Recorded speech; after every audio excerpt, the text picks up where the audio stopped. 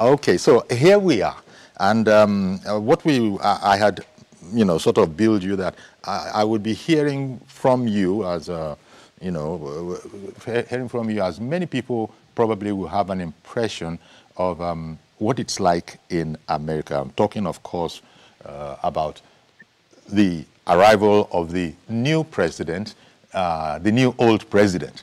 President Trump was in power, before, and then there was this interregnum of the Biden administration. So here he is, and he has 4 years to go now, not 8 years that most presidents start with. So he's been 10 days in office. Immigration seems to have dominated the headlines, although there probably will be other things that people think are important. I wonder what your thoughts are of the first 10 days of President Donald J. Trump's in office. Thank you. Thank you very much, Mr. Folarin. Well, in America, it's been a time of, I can't say it's total chaos, because what the president is doing is what he promised. And from day one, as soon as he assumed the office, for those who are kind of aware of what was going on, he signed as many as 42 orders. Executive orders. Yes, on that day. And he signed some in the public glare. Everybody saw it. And what was very key to him and to his supporters was that he was delivering on all the things he promised them. So he did that, and some at on the ground, some in the White House, and he was making a demonstration of all those. So, and those executive orders took effect almost immediately, and most of them were turning around whatever executive orders that Biden had in place. But the most important ones were the one on immigration and the birthright citizenship. I mean, yes. Birthright citizenship is for those kids that were born in the U.S., that anybody born in the U.S., as per Constitution, is a citizen of the U.S. He now came and said, no, if you are not a legal migrant and you had a kid there, those kids should not be U.S. citizens. So that was a big one. And there are many other orders that have happened in between there. But as soon as he put pen to paper on those executive orders, the first one that took there was the immigration, the deportation order. In fact, they used military aircraft to ferret some people out of the U.S.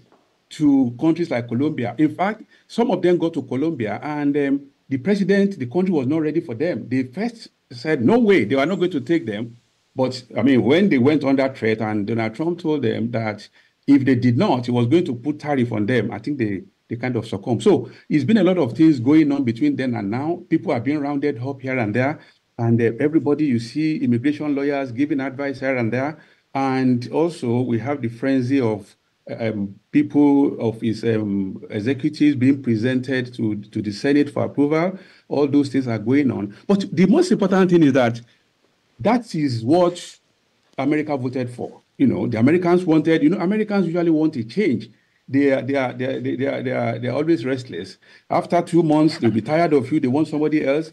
They just want a change, whether for good or for bad. They want a change. So, and that's what he promised them, and he's doing it. And he knows very well that most of those executive orders will not see the light of the day. Like the one for citizenship, he passed it that same night.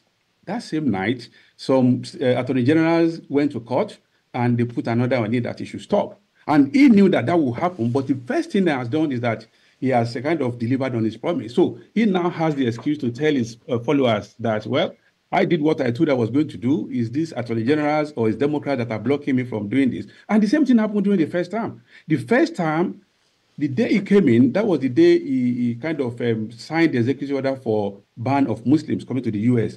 In fact, those who are arriving, those who are legal residents, those who had green card, that is the residency in the U.S., that were traveling in from those Muslim countries, they were returned on the spot. So everybody knew who Donald Trump was, and America chose to vote for him, and I think he's delivering on his promises. So we all are there, and what will happen is we all have to see the consequences of what, and that's why they say that election matters, voting matters, and that's where we're at now, Mr. Folarin.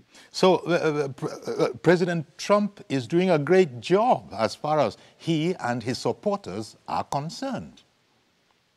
Oh, yes. I mean, he's delivering against all what he promised them. So the first thing is that, I mean, now, the unfortunate thing is that some people voted for him on single issue. Some people is because of abortion. Oh, why should women be aborting? That's just one single issue. The evangelicals too, they voted for him on single issue. Some voted because of Israel, some voted because of Gaza, some voted because of LGBTQ. That was a single issue. But they never thought about other issues that actually affect them. Now, one of the executive orders was that all federal workers should go back to the office 5 days in a week. And remember that in the last 4 or 5 years after COVID, most offices were operating remotely. Some people sold their houses in Washington, D.C., and went to Tennessee and some other states, and they were working remote. They sold their houses, they are now settled. He said all of them should come back to the office 5 days a week. And yesterday again, he now said, okay, come back to the office. If you want to resign, we'll pay you from now till September, then you can go. So all he wants to do is he wants to kind of reshape the administration, the overall, and that is a way of doing it. Yeah, so that's people now are kind of paying for whatever they I mean, getting whatever they paid for.